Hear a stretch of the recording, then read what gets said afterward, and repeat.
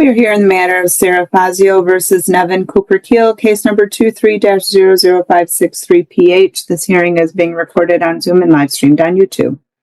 And this matter comes before the court this afternoon for the evidentiary hearing regarding an alleged violation of the court's personal protective order that was filed on or about June 10th of 2024.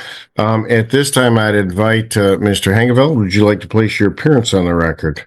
Yes, good afternoon, Your Honor. I'm Jeff Hengeveld on behalf of Sarah Fazio. Thank you. And Mr. Cooper Keel, would you please state and spell your full name for the record? My name's Nevin Cooper Keel. First name spelled Nevin, last name Cooper-Keel. Thank you, sir. And Mr. Hengeveld, this is your hearing on the alleged violation, so you may proceed. Thank you, Your Honor. I have one witness to call, and that is Ms. Fazio. Ms. Fazio, can you please tell the court who you are?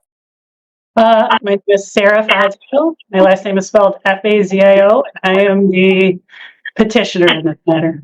Okay, and are you a licensed attorney? Yes, I am. I've been a licensed attorney for 24 years. All right, and how did you first come to know Mr. Cooper Keel? I sent him a cease and desist letter on behalf of the client I think it was on June 23 of 2022. Okay. It was the first interaction I've ever had with him. And in response to your cease and desist letter, what was Mr. Cooper Keel's reaction? He sent me a series, several, I don't know if I have the exact count, of emails to my office email address that were a little unhinged and made little sense. I did respond to, I believe, the first one, if I recall correctly, instructing him not to contact my elderly client and to please direct future correspondence to me. He then proceeded to send me several threatening emails that he was going to sue me, he was going to sue my law firm. I ignored those to my best of my ability. And then he started up again in, I believe, January of 2022 or 23, I'm sorry. I started receiving a litany of additional emails that were more unhinged and more, that he was coming to my office and I was going to get something from him and that sort of thing. And that's when I initially filed for the PPO. And under that PPO, the terms of the PPO, what is Mr. Cooper Keel prevented from doing as it relates to you and contact with you? He is not to have any contact with me. He's not to reach out to me in any way. Not to send me things, come to my home, come to my office, appear within my site, that sort of thing. Okay. And now we're here today on the motion to show cause for violation of the PPO, and I want to cover the factual basis for that motion.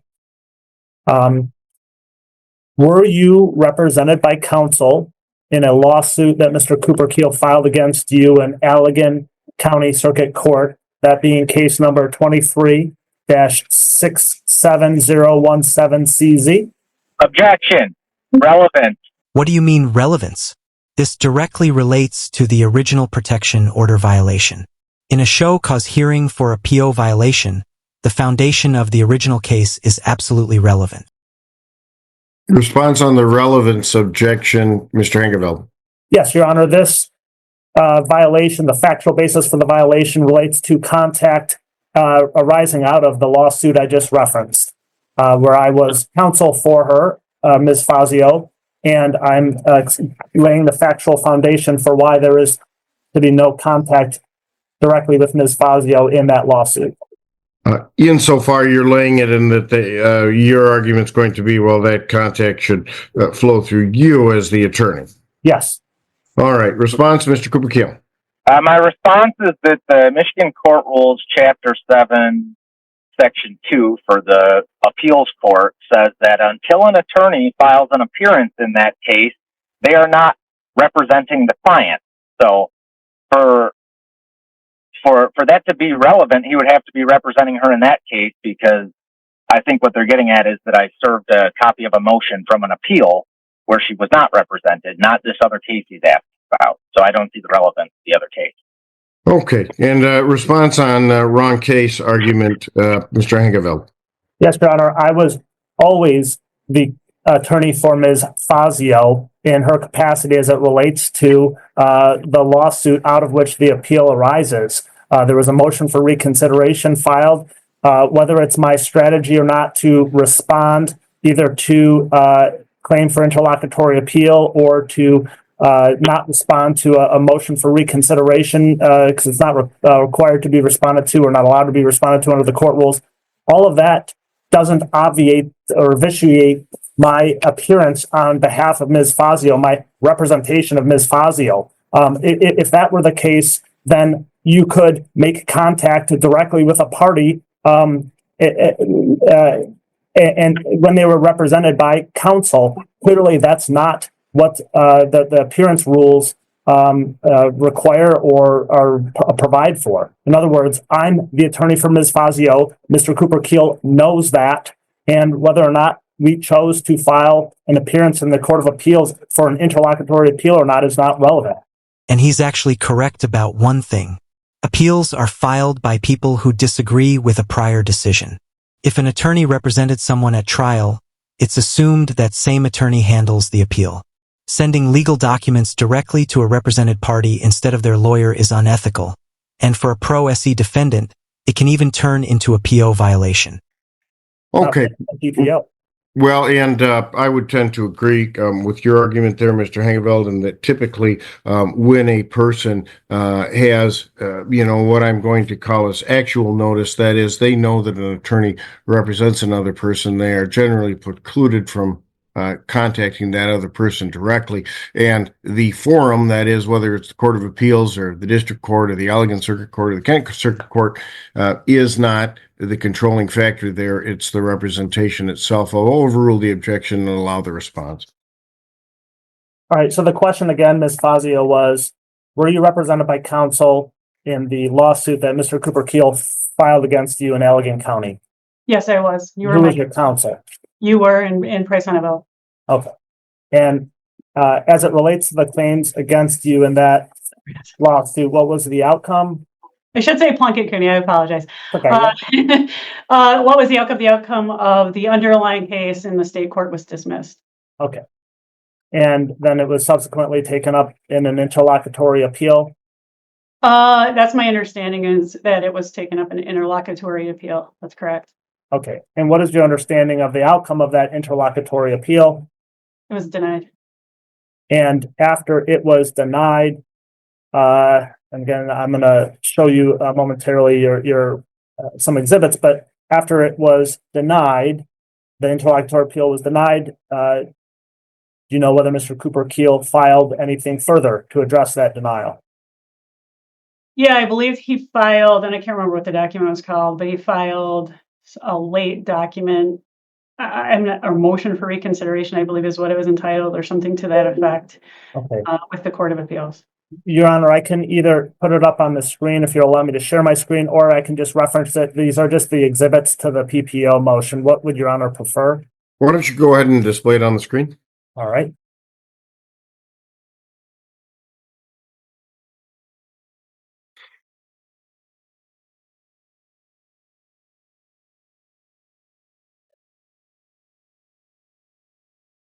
Ms. Fazio, can you see what I have displayed on my screen? Yes, I can. Okay. And what is that? What is this that's displayed on the screen? The motion to show cause for violating valid personal or foreign protection order. Okay. It's the one that I filed in this case. Okay. And what is Exhibit A to that motion? And I have it up on the screen. It would be the motion to reconsider denial of appeal for lack of merit that Mr. Cooper Keel filed with the Court of Appeals. And is there any particular part of the motion to reconsider that you consider to be significant or relevant to the PPO violation? Well, I mean, initially I felt like it was a violation of the PPO because it was sent directly to me. as opposed to being sent to you as my counsel. You appeared on the Court of Appeals Register of Actions as my counsel from the moment there was a Court of Appeals action opened. Mr. Cooper Keel had to actually add me as a party on the My File case for the Court of Appeals so that he could independently email this to me, as opposed to sending it just through the My File system, which would have automatically copied you and did copy you and all other counsel of record at the time. So I felt like the initiation of contact was both a violation of the PPO, and if you look at the content of the motion itself, it's quite inflammatory and violent. I look forward to whatever Trump does to the judiciary at paragraph 6, and I hope it involves the public executions he's recently talked about, French Revolution style. I'm not sure what she's thinking. Those arguments might belong in an appeal, but this isn't an appeal. Either she misunderstood the process, or she thought she found a loophole to contact someone who has a protection order against her.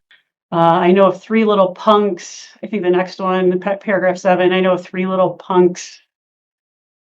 I don't know. That pretend they're trash lawyers breaking into my house lacks merit for them to explain. I eventually met the appellees. That's me, I guess. And of course, they are also pathetic people. The same people would be dumb enough to concoct such a scheme against me. Same dumb ones that get caught. Same dumb mentality of judiciary to pretend this appeal lacks merit. I mean, this is just sort of, calls the court pussies. I mean, it just sort of is kind of the similar tone as all the emails that I received from Mr. Cooper Keel. Okay. And then you mentioned this already, but let's go to Exhibit B. What is Exhibit B, and what was the purpose of you including it? Exhibit B is the Court of Appeals Register of Actions that shows that you are my counsel of record and have been. Yeah, and I point to page 9 of that, I guess 9 of the motion, which would include Exhibit B, indicating that I'm the attorney for both Ms. Fazio and her law firm, Price Underley. And then what is Exhibit C? This is the My File receipt that Mr. Cooper Keel, that shows that Mr. Cooper Keel added me as an individual for e-service, and I guess no one else. So he wasn't satisfied with the attorneys of record, so he made sure he added me so that I would receive it. And finally, what is Exhibit D? Exhibit D is the email I received on June 10 from My File indicating that I was added to that case so that I would, and then attaching a link to that, I guess, motion for reconsideration that was filed with the Court of Appeals. And for the record, that's June 10th of 2024 at 11:50 p.m., correct? Yeah, correct. Most of his emails come in late at night, early in the morning. Since this contact on June 10th, 2024, has Mr. Cooper Keel attempted or had contact with you thereafter? Yeah, he attempted again on December, let me look here. I think it was December 2nd. I received an email from My File that stated that was, well, it's from My File, but it stated that Devin Cooper Keel was attempting to add himself as a connection to my File account, which, had I allowed it, would have granted him access to all of my cases, all of my filings, and all of the cases that are using My File. And it would have given him access to my payment source, my credit card that's on file for the filing fees on the pleadings. And then on December 5th, I received an email from Debbie Brewer, who's an office manager in the old building I used to be in in the trust building at 40 Pearl, indicating that Mr. Cooper Keel was attempting to send me a package to my attention at my old professional address. I had moved out of that building in 2020, but I just instructed her to return it to sender. When a court says no contact, it means no contact, direct or indirect. Sending a threatening letter disguised as a legal filing can absolutely be considered an attempt to contact the protected party. All right.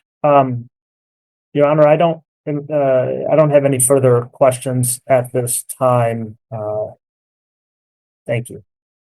Very well. Mr. Cooper Keel, do you have any questions for Ms. Fazio? Yes. In Exhibit B, the Register of Action, I didn't see a date as to when the attorney Hangeveld was added as counsel. Is there any date on Exhibit B for when that list was produced? That list was produced on June 11. That I printed that off the day after I received the 11 something PM email from you. So it was June 11 that I printed it. I don't know on the register of actions if he was ever added. I think it just comes up from the state court, as every attorney that's of record in the state court. Okay, so that was a register of actions from the state court, not the Court of Appeals. No, Correct. that was just, nope, that's wrong. That was a register of actions from the Court of Appeals. Can your attorney put it back on the screen and show it to me? Because first time I've ever seen that.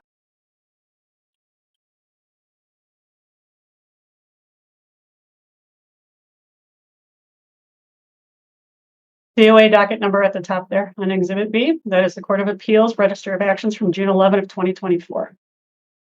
And when was the date that Mr. Hengeveld filed an appearance for you in that case? I don't know.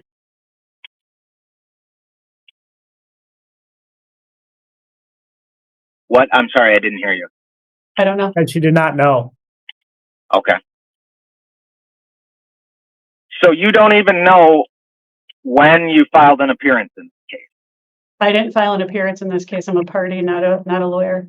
I mean your attorney, Jeffrey Hengeveld, you don't know when he filed an appearance in that Court of Appeals case. That was my testimony. Well, your PPO complaint says that he did file an appearance for you in that case, doesn't it? Asked and answered, Your Honor. I don't know what, I don't have it in front of me. Hang on, let me rule on that objection, Ms. Fazio. Response on asked and answered, Mr. Cooperkeel. I don't recall when it's been asked and answered. In fact, they claimed that he represented her, but Yeah, he elicited testimony that he was the attorney. Are you asking something different then? yes, I'm asking when did he file an appearance? I already answered. And she You're already, referring to the appeal in this matter. All right, that- yeah. I don't want to put words in your mouth. You might She doesn't say know. that. She said she doesn't know when. Okay. So I guess yeah, that's I don't object or want to push against the objection. They're right. Asked and answered.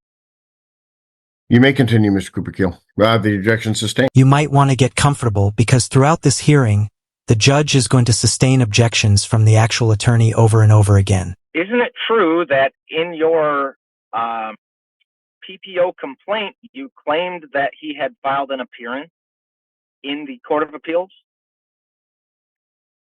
I'd have to see the complaint. I don't know. He appeared for me from the moment there was a Court of Appeals action.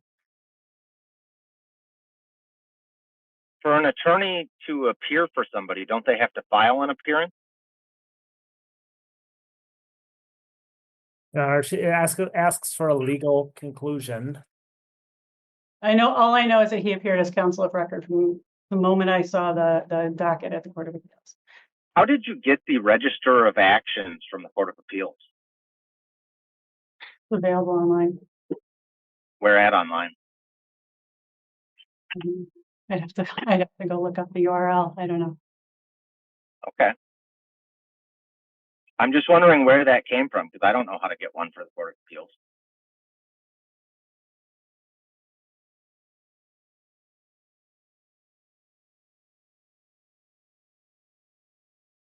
Is there a question? Where did you get how do you get the list I of already- register of actions? Your Honor, she already testified. Objection asked and answered. She already testified. She does not know. She would have to look up the URL, which is not on Exhibit B.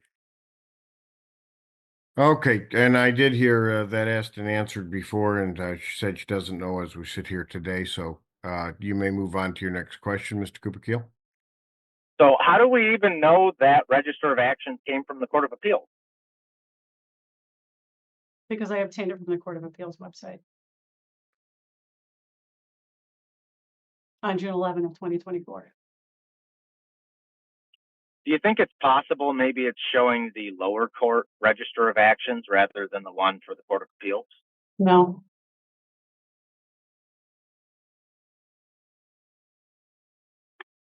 Okay. So you said your first contact with me came in 2022 when you sent a cease and desist letter on behalf of your client, right? Correct. And I responded to that email asking you, how do you think I am harassing or trespassing on your client's property? Because wouldn't I have to first be doing something to cease and desist it? Correct? I don't recall every word of that email. Do you have a copy of it? Yes, I do. Okay. Would you like to adjourn for? No. Okay. And isn't it true you didn't respond with anything to my request for you to describe how you think I've even been doing that to cease and desist it? Objection relevance, Your Honor. Okay, response on the objection to relevance, Mr. Cooper Keel. Well, what she said about her email contact with me in 2022 is completely false in her own direct testimony. She said I sent threatening emails then. Now she doesn't remember what even was sent. Your Honor, may I respond? You may. Well, while it's accurate that I did ask a question about, I guess, the foundation for the PPO, or at least my intent to lay a foundation for the PPO, and we're not here to relitigate whether the PPO was properly issued, and we're not here to relitigate the case against that Mr. Cooper Keel had filed against Ms. Fazio's client in that lawsuit. So that's why I object on relevance. Okay, well, the question of relevance is with regard to are the prior emails and the content of those emails relevant? I think their existence is relevant because, after all, these violations would have come via an email notice of this register of actions. However, the content and the reasons they were utilized as the basis for the PPO are not relevant to today's hearing. I'll sustain the objection and ask that you move on to your next question, Mr. Cooper Keel.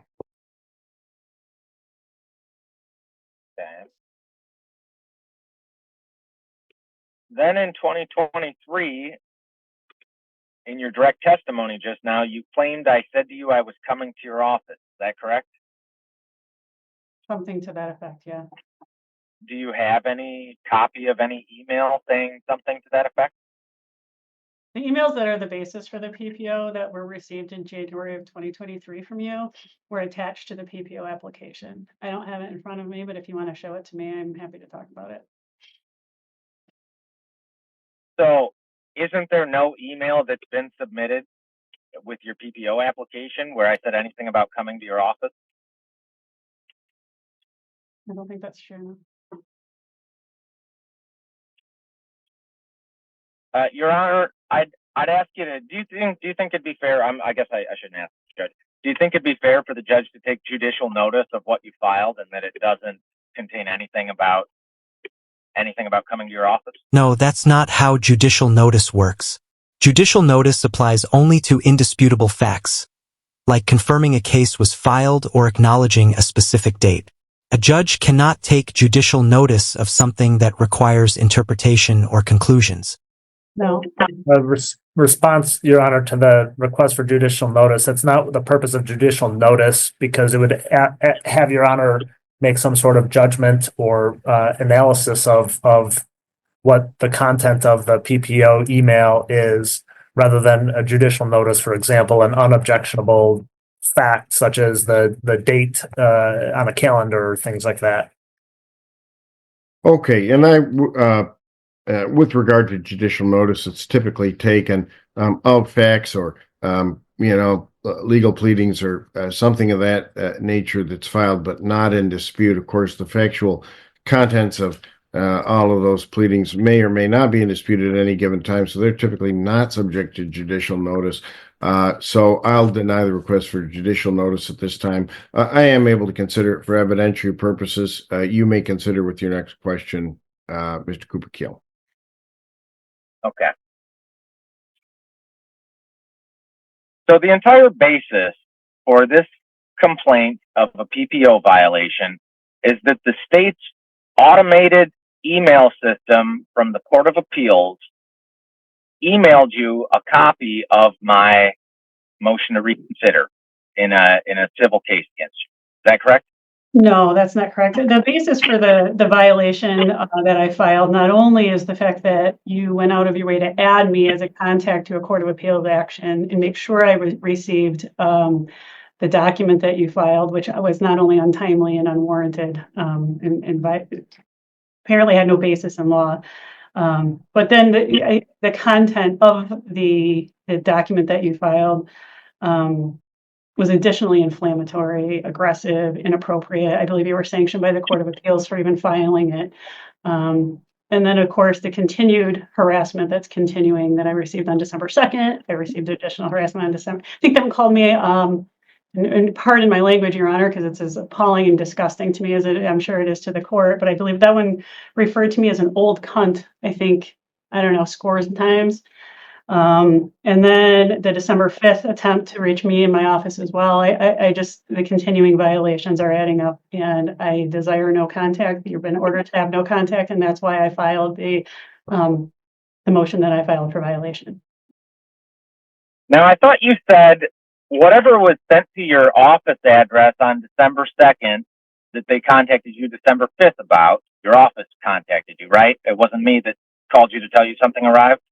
There were two separate contacts. There was one on December 2nd where you tried to add yourself as a connection, which would have allowed you to make filings on my behalf and access my payment source in my file.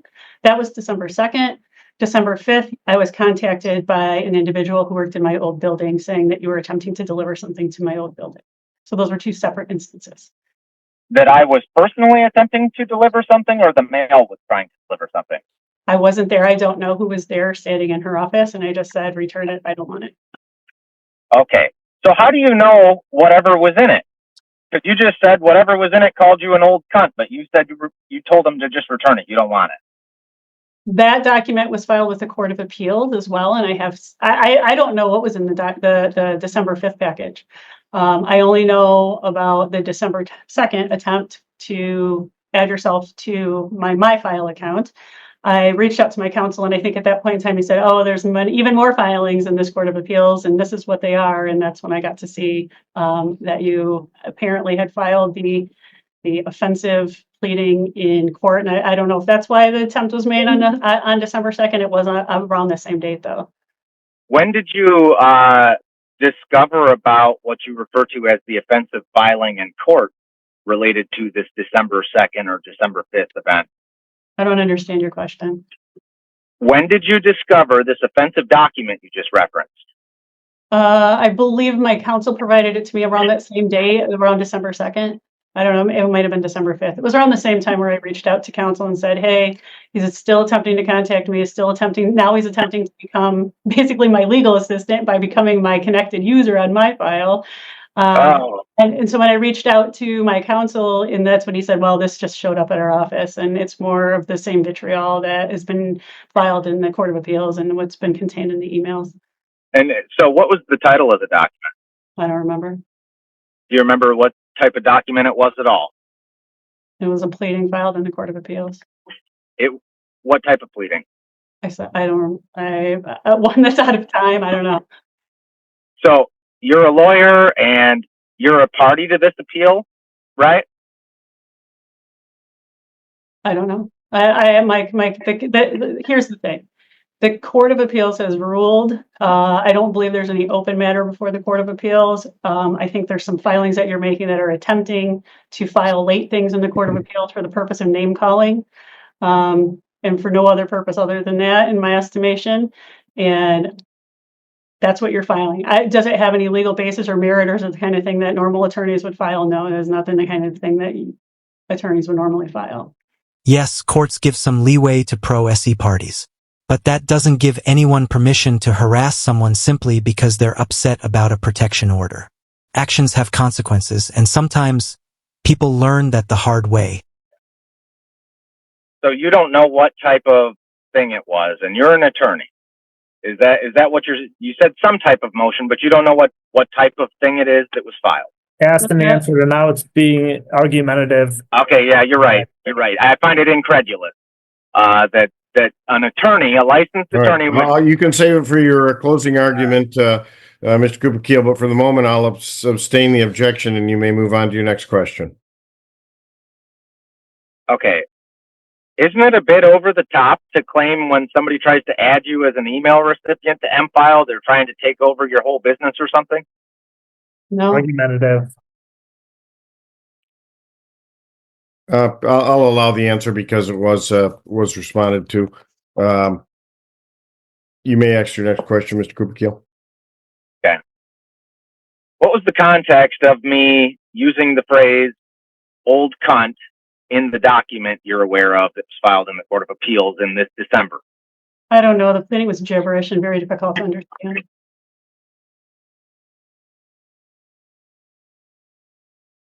What section of the document was it in? First couple pages. Was there a title to the section? You don't know if there was a title to the section? No, if you want to show it to me, I'm happy to take a look at it, but I didn't commit it to memory. Did you read the entire document? Yeah, I think I read most of it. Yeah. How many pages was it? It was long. I don't remember exactly how many. If you want to show it to me, I can count for you. Isn't it true? Does it recall your memory that that phrase was only used in the explanation of lateness section of it? Idea. What? I have no idea.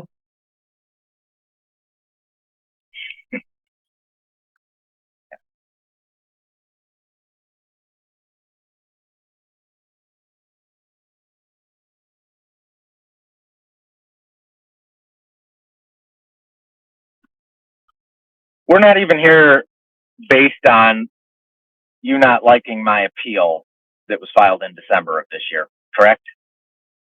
We're here on a PPO violation. From when? June. So then, would you agree that we're not here for anything about you were sent an appeal in December? We're here on PPO violation, and answer is my answer. It's a yes or no question. Are we here for something from December or aren't we? Asked and answered. She already answered that we're here for a PPO violation. When was the PPO violation again? I guess, yeah, go ahead. I don't object to his objection. Okay, then I'll sustain the objection. You may move on to your next question. When was the PPO violation? Well, there was one in June of 2024, and there were two more in December of 2024. Have you filed a complaint about the ones in December? Not yet. I was hoping for judicial economy we could handle it here today, but if not, I'll have to file a separate one. Don't you think the Court of Appeals would be the more appropriate venue to file a complaint about my June motion No, than this court?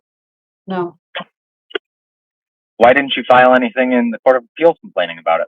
That would have been the wrong venue.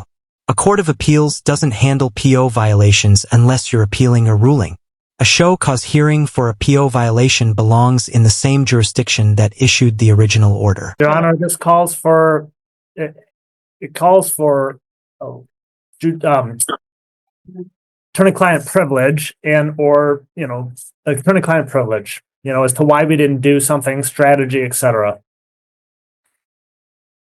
Response on privilege, Mr. Cooper Keel. I didn't ask her about something she said to her lawyer or anything. In fact, she wasn't even represented at that time in the Court of Appeals case.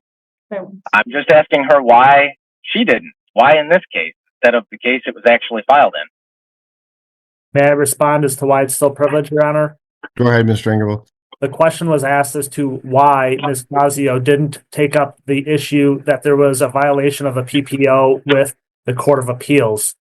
That calls for a strategy as to why she wouldn't have also addressed this issue in the Court of Appeals. To me, that's a privileged, confidential reasoning. All right, I agree. There could be portions of this that intrude on the attorney-client privilege. However, I haven't necessarily. I have heard from Ms. Fazio that she didn't file in the Court of Appeals. Is there any further statement as to why you made that decision? It's non-privileged, Ms. Fazio. I wouldn't have filed anything in the Court of Appeals. I wasn't counsel of record. Mr. Hengeveld was counsel of record in that matter. Okay. And I relied on his opinion. Very good. Your next question, Mr. Cooper Keel? Are you aware of the stalking statute, which the PPO is based on? I'm aware of it, yes. Are you aware of the section that says service of legal process or constitutionally protected activity, like legal process, cannot be a basis for a contact in this context? You'd have to show me the statute. MCL 750.3, no, You'd have to show it. 411H. You'd have to show it to me.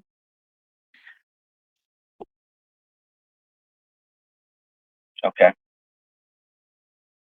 Okay. Your Honor, I don't know how to share my screen. Well, and I think you're trying to quote directly from a statute, Mr. Cooper Keel, which normally, is not going to be a proper basis if it calls for a legal conclusion. Why don't you cut to the chase here and just ask the question that you're driving at? Well, maybe the petitioner would like to take her complaint back if she saw that her getting served with legal documents is not a violation of any law.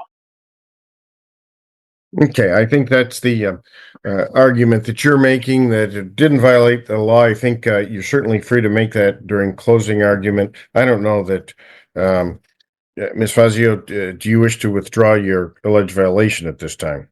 No. Okay, then you may move on to your next question, Mr. Cooper Keel.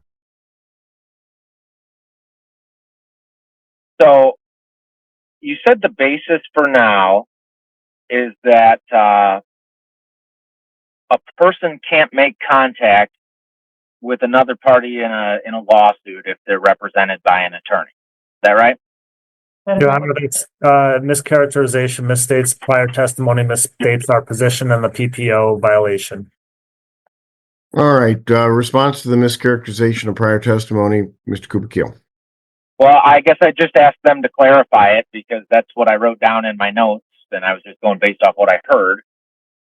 All right. Well, and what I guess I heard, of course, is that they're not really straying from the basis is that you had contact directly with Ms. Fazio via that electronic notification system in the Court of Appeals, and that was not necessary per the statute that you just stated, because at the time she was represented, that is by Mr. Hengeveld, in that matter, and the notification would have flowed properly through him. I think that's the testimony that you're driving at. Yes. Okay, and now I've forgotten what your question was, however. Well, I mean, I guess it seems like they are under the impression no party to any case can make contact with another adverse party that is represented. Is that? Well, and I will say that does misstate, although not an entirely wrong statement of the law. It does misstate the prior testimony, because we're not here, on a really be an ethical violation when an attorney contacts a represented party, but rather we're here on a separate matter, protective order violation. So I'll sustain the misrepresents objection insofar that you're stating it that way, Mr. Cooper Keel, and ask you to rephrase the question. Isn't it true that only an attorney is bound by an ethical rule not to contact an adverse party if they're represented by an attorney? An experienced attorney would never contact a represented party directly. But that's not even the main issue here. This hearing isn't about ethics, it's about violating a protection order. Is that directed at the court or Ms. Fazio? Ms. Fazio. Calls for a legal conclusion. If Ms. Fazio, I don't know if you want her to answer, I'm sure she can, but calls for a legal conclusion. Yeah, I would tend to agree with that. However, Ms. Fazio, if you wish, if you have a response, you may respond. I don't have a response. Okay, very well. You may continue, Mr. Cooper Keel. Do you know of an ethical rule for, and I can't remember how I just phrased it, but I guess could I get her qualified as an expert witness so she could I mean, she is an attorney. I guess I'd move to qualify her as an expert witness. You can't qualify a fact witness as an expert witness because the expert, of course, serves at the service of the court, not as an advocate for any particular party. So there is a prohibition in general on a party serving as their own expert witness. So I'll deny the request to qualify her at this time. All right.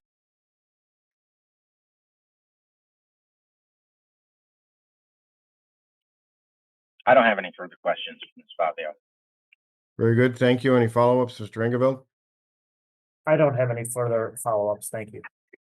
Very good. Then, Ms. Fazio, you may step down from the witness stand. Any additional witnesses or proofs, Mr. Engeveld? I have no additional witnesses or proofs at this time.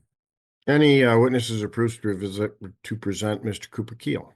Yes, I'd like to call Mr. Hengeveld. Nice try, but no, you're not calling the defense attorney as a witness. And judging by everyone's reaction, even they couldn't believe that move. I don't think that's permissible, that I'm a lawyer in the case. I'm not a witness, and I don't have counsel myself. Certainly true that you can't represent yourself. What would be your basis for calling Mr. Hengeveld Mr. Cooper Keel? Well, Ms. Fazio doesn't know when, if ever, he filed an appearance in the Court of Appeals in that case. And that is the basis for their claim that I contacted somebody who's represented. So supposedly Mr. Hengeveld's the attorney who filed it. I'd like to question him about his appearance in that case. Your Honor, I can respond to that. You can go ahead and respond, Mr. Engeveld. We're not here as a basis as to whether or not I actually was filing an appearance in the Court of Appeals, because the PPO doesn't distinguish between what type of contact. It says no contact. And so when Mr. Cooper Keel makes contact by way of initiation of service of a motion for reconsideration, that's contact via the MyFile network. And that's the violation that we're here on today. It doesn't matter if I was filing an appearance with the Court of Appeals or not. Mr. Cooper Keel didn't have any, or to the extent that he needed to serve that document, he knew to serve it on me as her counsel and not directly on Ms. Fazio. So that's why the appearance in the Court of Appeals is not necessary, not a necessary issue to decide, for this court to decide. Okay, and you disagree, Mr. Cooper Keel? Well, yes, Your Honor. And I think in my brief for asking for a dismissal of this, I pointed out the court rule, MCR 7.26 something, that says until in a case in the Court of Appeals, an attorney files an appearance, that attorney is not considered representing the person in that case. And on top of that, they are saying that he did file an appearance, except the witness can't remember when, and I think they're lying. So if Mr. Hengeveld, who himself would have been the person to file that appearance, wants to say he did, then fine, let's hear when it was. Otherwise, I don't think this whole me serving her something in a case where she didn't have an attorney is even relevant to some kind of PPO violation. It wasn't simply about an alleged ethics violation. It was about the intent behind the filing, its purpose, its language, and the way it was served. If it was meant to harass, that's where the real problem lies. And the basis for making that argument, Mr. Cooper Keel, is if Ms. Fazio is the respondent in the Court of Appeals case where you're the petitioner, but isn't represented by an attorney, then the only way to achieve service on her is directly by you listing her information, as it were. You did, and then you would be accepted under the exception for stalking for the service of legal process. You're not serving her as an attorney in that case. You're serving her as the actual respondent in the case, not represented by an attorney, because you don't have notice in that specific case. You may have it in the underlying case, but not in the appeals case, that she is represented by an attorney. Did I characterize that correctly? That is exactly it, Your Honor. All right, Mr. Hengeveld, let me hear your response on that specific issue. Yes, Your Honor. On that specific issue, Mr. Cooper Keel has actual notice that I am the lawyer for Ms. Fazio and her firm. And regardless of whether I have a notice on file in the Court of Appeals, the Court of Appeals website, Court of Appeals docket on its website still reflects me as counsel for Ms. Fazio and Price Enderly.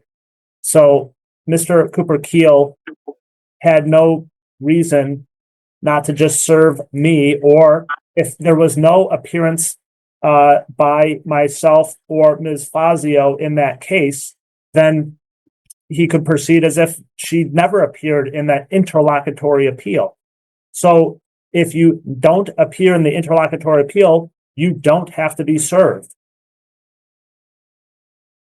Okay, and you're saying part of that is based on the very nature of an interlocutory appeal. In that, of course, it's up to the the trial court whether or not it stays pending the interlocutory appeal or it doesn't, and the interlocutory appeal goes on and does its own thing. With appearances of lawyers, but all of the filings, in the interlocutory appeal would also be filed with the trial counsel of record. Is that right? I believe that's accurate, Your Honor. Yes. Okay. Yeah. And that's what certainly at least reflected as far as we can tell here in this, what I'm going to refer to as the printout from the Court of Appeals. Right. Correct. Okay. All right. Well, and, I will note for the record, I mean, of course, in any case, an attorney is required to file an appearance. However, I will also note that those can be filed a variety of ways. Typically, courts require them to be in writing, although an attorney can appear orally on the record and argue a case as it is. And in interlocutory and other types of appeals, there are filings required both in the trial court and in the Court of Appeals. And typically, the information, particularly in an interlocutory appeal, is going to be relevant to both trial attorneys and the appellate attorneys, who may or may not be the same individuals in any given case. So, therefore, the filings are typically delivered to each attorney of record, be it in the trial court or the Court of Appeals. I'll overrule the objection and not allow the calling of Mr. Hengevelde's witness as to the date of his filing of his appearance in the Court of Appeals at this time. It's unfortunate when someone lets emotions control their decisions. But now we're about to hear his explanation and see how he tries to justify it. Well, then I'll just skip calling him. Okay. Any and additional witnesses or proofs? I'll call myself as witness. Very well. If you'd raise your right hand. You solemnly swear or affirm that your testimony today will be the truth and nothing but the truth. Yes. Very well. Go ahead and make your testimony, Mr. Cooper Keel. Well, okay. So, she really misrepresented a lot of stuff that could, to some extent, be material. Like she said, the petitioner said her first contact with me was in 2022 when she sent me a cease and desist letter. That's true. And then I sent back to her, cease and desist what? Like I hadn't been doing anything, which she asked me to cease and desist, and she never answered that. And I didn't send anything threatening to her. In fact, I think I told her, when she didn't respond and describe to me what she even means, I told her, I think I'm going to just take this to be another BS letter people send to me and stop sending me stuff. And then she was representing her client in that case was my aunt that she was sending me a cease and desist letter for that my mom and other aunt were suing to split up a piece of property. And petitioner was the attorney representing the other aunt. No good. And she kept bringing me up in their case saying I was harassing her and trespassing. Like she said in her cease and desist, but she couldn't tell me how she thought anything like that was happening. I hadn't even talked to that aunt for years. And so I sent her a cease and desist letter myself on January 3rd, 2023. And I told her to stop defaming me in a case I'm not even in and go correct your statements about me. And she never responded to that one either.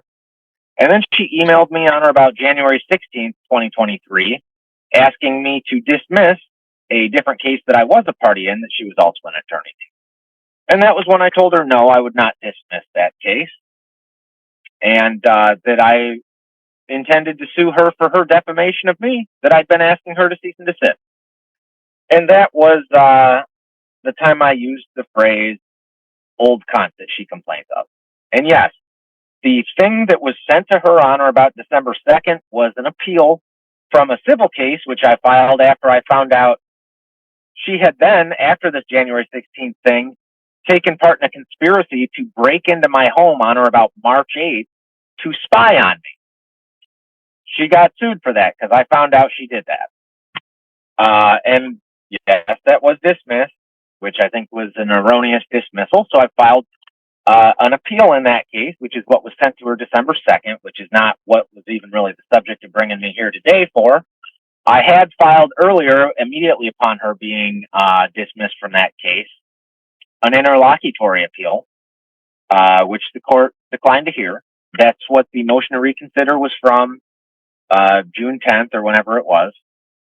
And I think actually she complained of not just being served that, which the appeals court rules don't just say you have to serve the party a copy of it, but they say if possible, like if they're a registered user to the MI file system, which the petitioner is as an attorney, you're supposed to serve it to them electronically through the MI file system.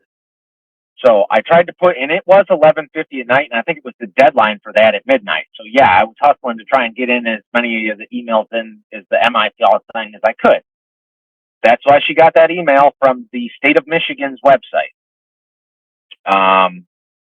And it wasn't like it was some illegitimate thing. I know tastefully she doesn't seem to like my motion to reconsider I filed. I actually think it was part of my legal strategy to file it as I did. And I waive privilege with that. Well, I wasn't represented, so I don't know if I have privilege for my legal strategy anyway. But my impression is the Constitution doesn't really exist. I don't think I'd be here today being summoned simply for a motion to reconsider a dismissal of appeal in a different court. To summon me for a PPO violation after the state requires me to serve her with it. The state's email system is the one who served her. And then on top of that, I'm going to get hit for a PPO violation.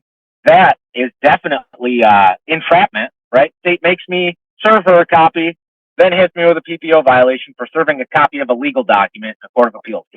That's all this boils down to. And she didn't like the content of it. Exactly. It wasn't just about serving documents. It was about what was written inside them. The content, what created the issue. Well, the contents are the Constitution, in my estimation, things doesn't really exist all that much. So it's basically the law of the jungle. And so I think I ended that brilliant document of mine. Basically, to sum it up, I was writing to a panel of 3 male judges who declined to hear the case. I thought it was an important Fourth Amendment, unconstitutional break into my home without a warrant that they gave them governmental immunity to do. I thought that was a pretty significant Fourth Amendment issue.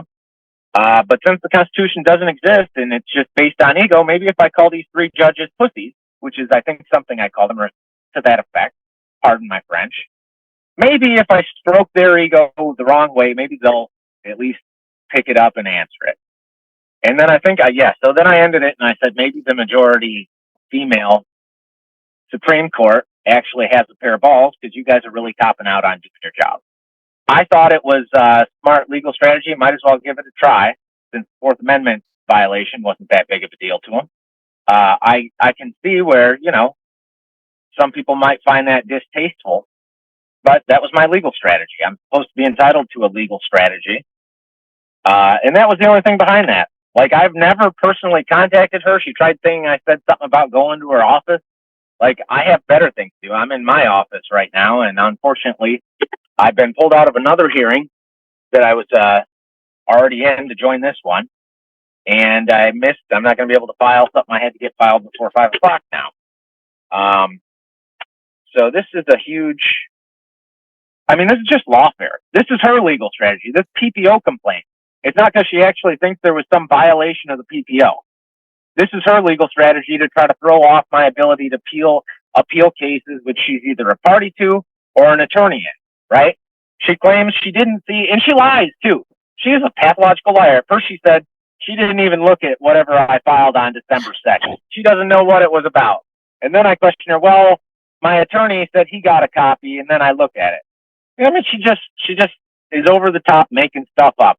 Like, oh, he's trying to take over my MI file account. Like, the only time I tried adding her to the appeal I filed on or about December 2nd was while I was trying to file it and add the users from that case to it, and she was one of them. And that's what it was that was sent. I mailed it and I emailed it. I can't remember if I emailed it to her or her attorney from this case, because after what I've had to deal with this, I'm pretty sure I can't remember. You know, the problem is, especially like the way my objection to this case, there are so many hidden ways service or timing of a filing might not be okay. I wanted to make sure I was okay because I intend to have my appeal be timely and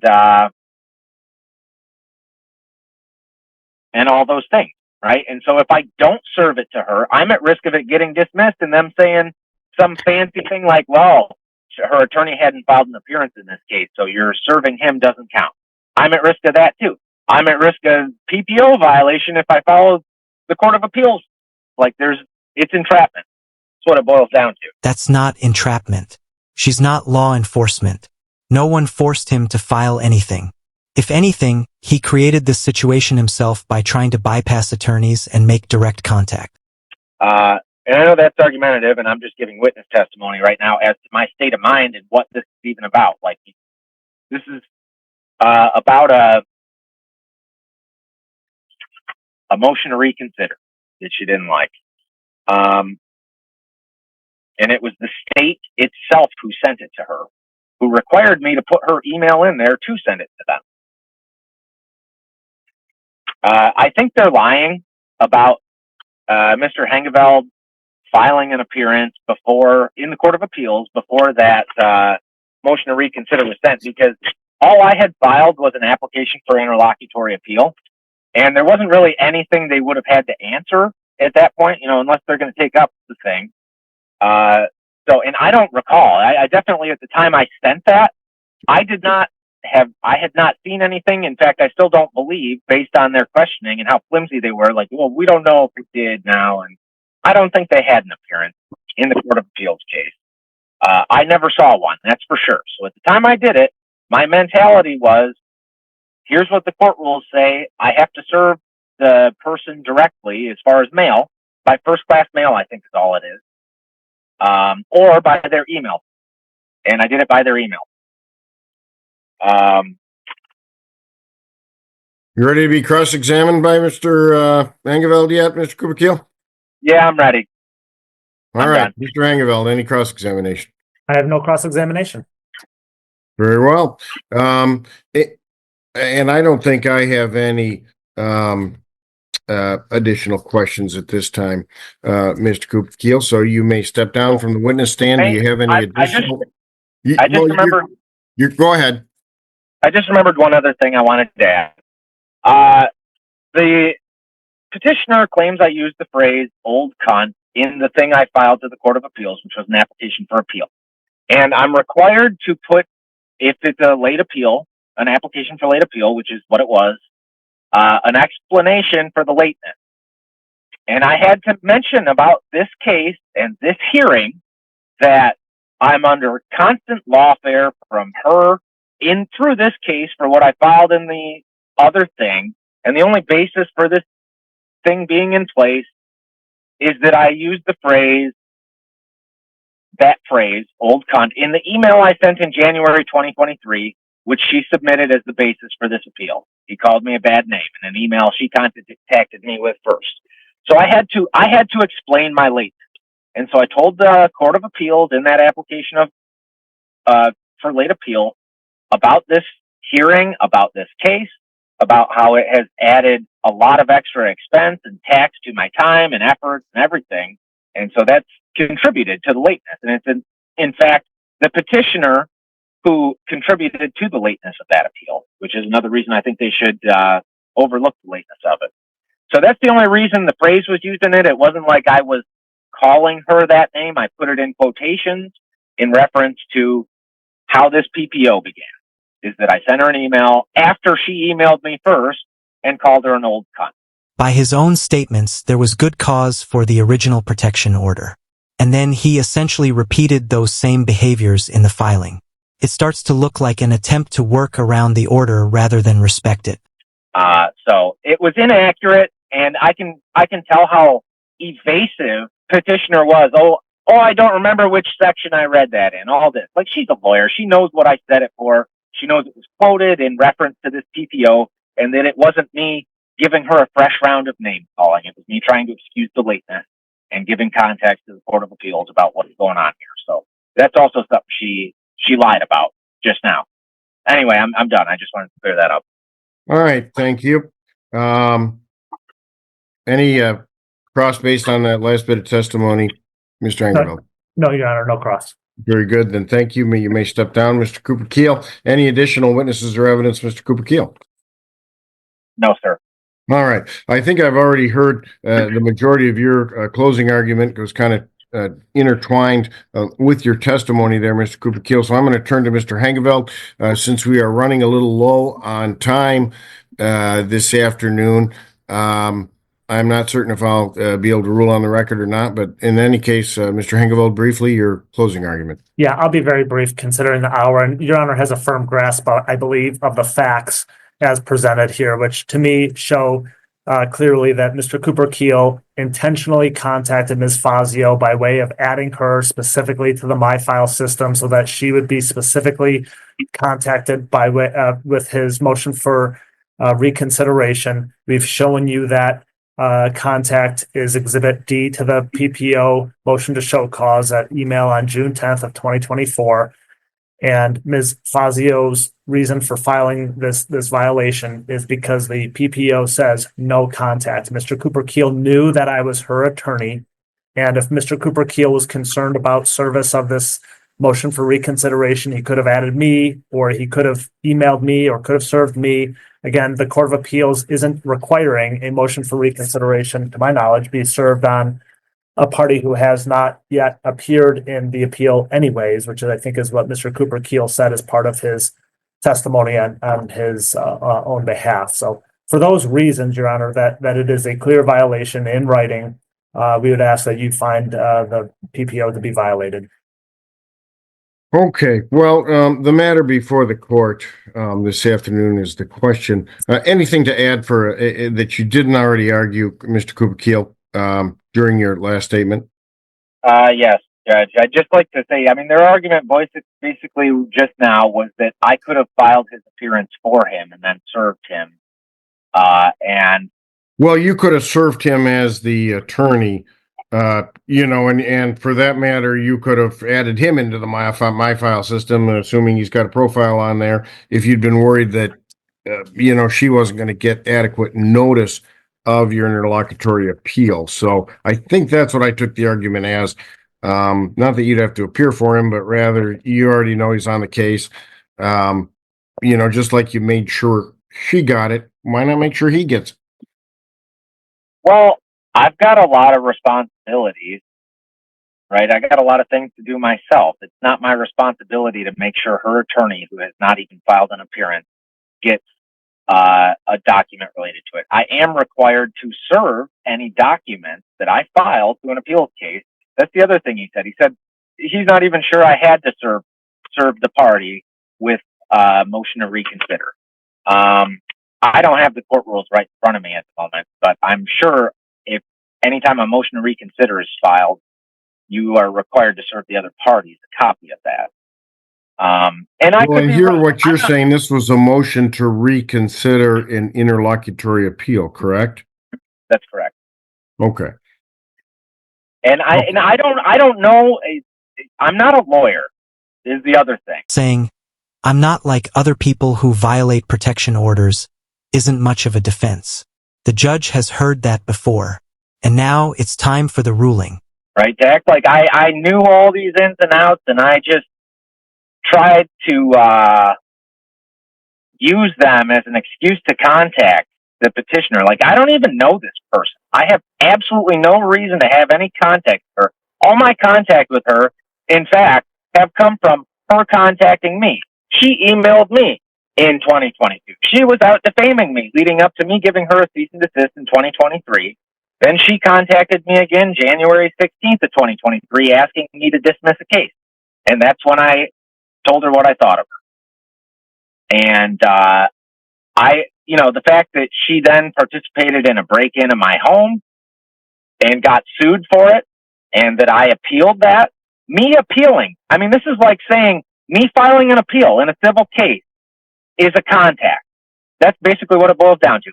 I lost my right to petition the government for a redress of my grievances about this person taking part in a break into my home because there's a PPO. And I don't think the PPO statute or anything to do with PPOs has any intention of being used as some cover to run for somebody that wants to get out of responsibility for a civil case filed against them. Well, the merits of the civil case really aren't the point. Point is, I mean, you're supposed to have the right to file a civil case against somebody. Really, there should be criminal charges with it too. But myself, as the victim of a break-in, I mean, for what they're asking you to take away my right to my most basic right, First Amendment right to petition the government for redress of my grievance. That's basically what this boils down to. Don't let him appeal us. He can't appeal us if he can't serve us. Make him afraid to serve us. So I'd ask you to just dismiss this because that's the totality of what they're asking you. They don't like my appeal. They don't want me to be able to file it. And that's, I mean, all right.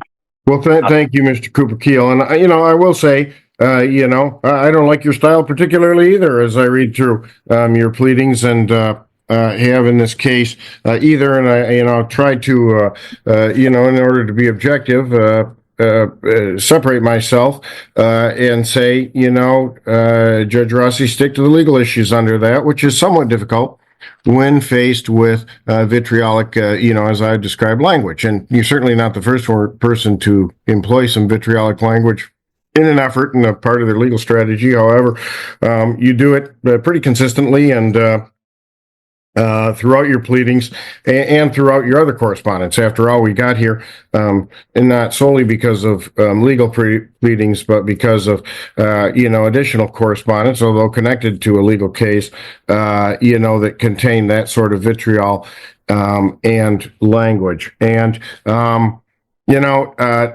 the question before the court today is whether or not you're adding of Ms. Fazio to the Court of Appeals, my file, list of people to be served with your interlocutory appeal in a Court of Appeals action, not in this PPO itself, but in a separate action, could be a violation of the PPO. And you are correct to say, Mr. Cooper Keel, that there's an exception, well known to the Personal Protective Order statute and also the stalking statute that allows the filing of legal process on another person. This commonly occurs, of course, in a divorce action where there's also a PPO, but nonetheless, the respondents do need to file legal documents that are relevant to the divorce. Now, typically, those get filed by an attorney and via the opposing party's counsel, unless you get the benefit of some filtration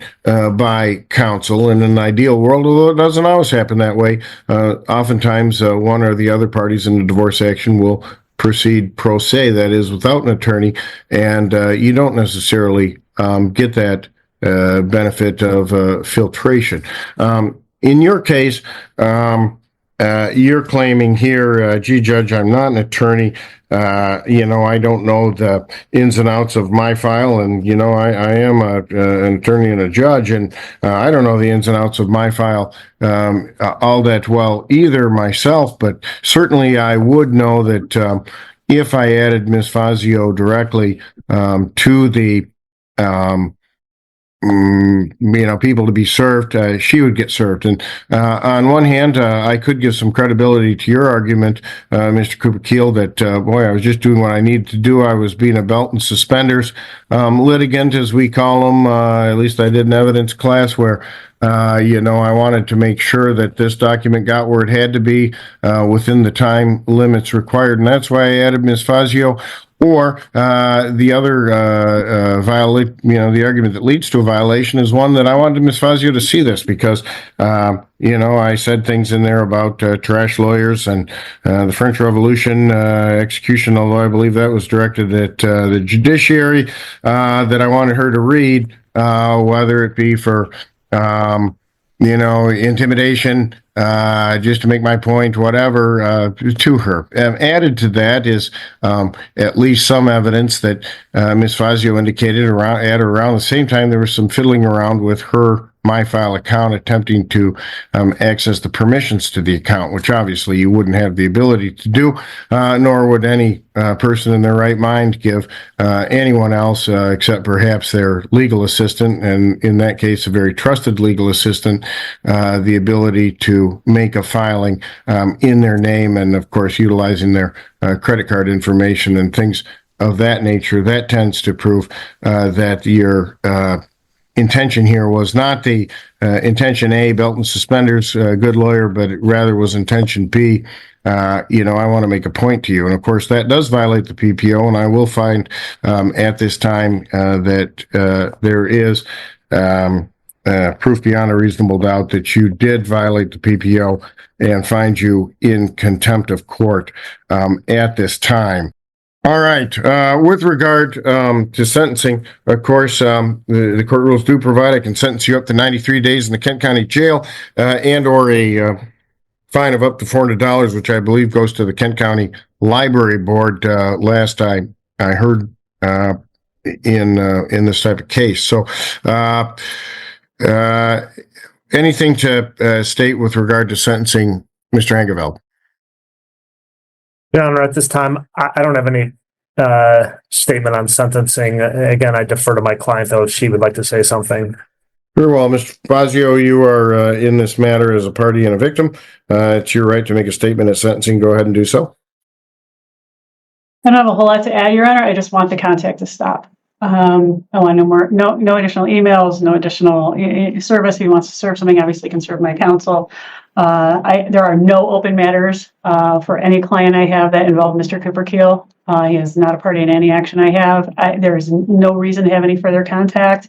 And my fear is he doesn't take no for an answer, so I would appreciate a sentence that would at least advise him to, or be instructive to no longer violate the PPO. That's all. Very well. Thank you, Ms. Fazio. Mr. Cooper Keel, what is your statement before imposed sentence? Well, I would ask you to, I'd like a motion for a stay of sentencing pending appeal of the decision to find a violation. I'll deny that at this time. Go ahead. Any other statement ahead of sentencing?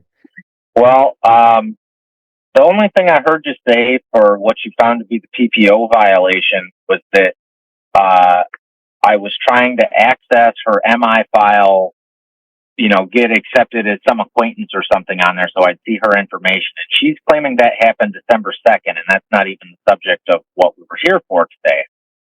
So, well, in terms of clarification, I didn't find that as the violation. I found that as additional evidence that the improper contact via the email, the MyFile account, was in fact a violation. So, but you may continue, Mr. Cooper. Okay. Well, I would just ask you, Your Honor, that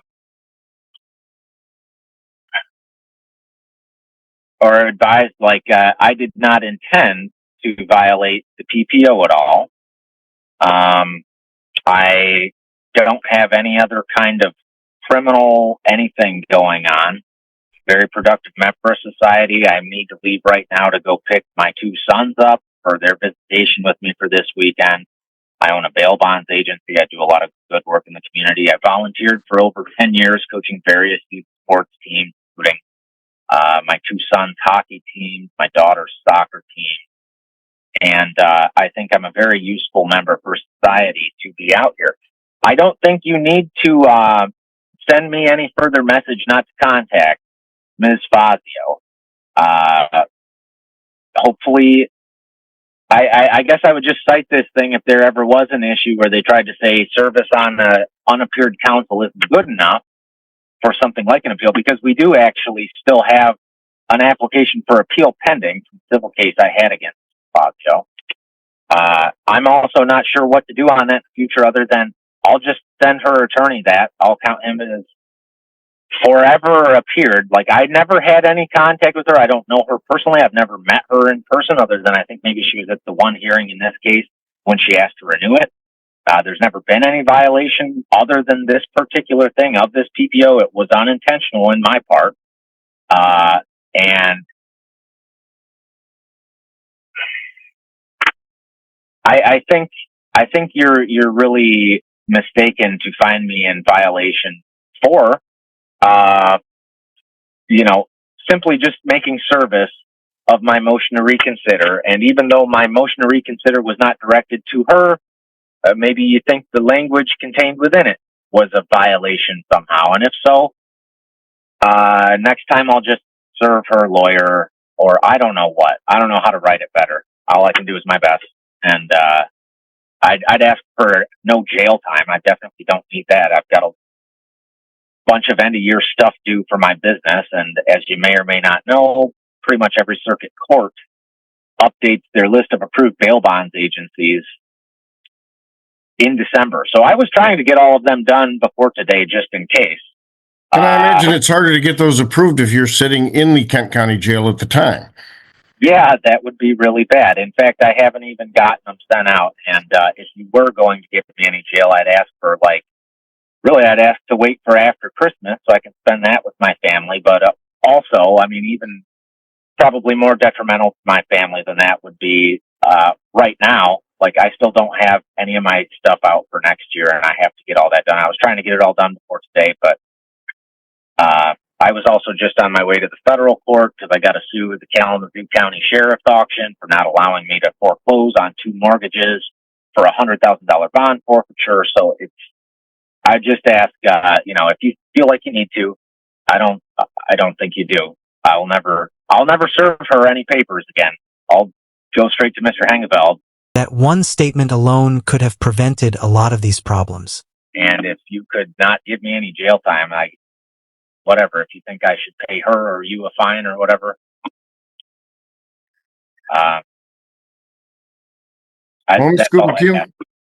will say, given the length of this case and the amount of filings, the amount of the court time it has taken to process the case, I was tempted at the outset to send you to jail right over the Christmas holiday here just to teach you a lesson. However, I think you're smarter than that. I think the same thing can be accomplished here. I'm going to fine you $400, and I am going to suspend a 30-day sentence in the Kent County Jail, contingent on the fact that there be no more violations, emails, smoke signals, flag signals, carrier pigeons. I just simply don't care. I want there no communication to equal no communication, as if there is one of those force fields like you see in the movie surrounding Ms. Fazio with regard to you. Nothing should get through that. If there are legal proceedings you need to file, however you file them, just simply send them to Mr. Hangeveld. That would be proper.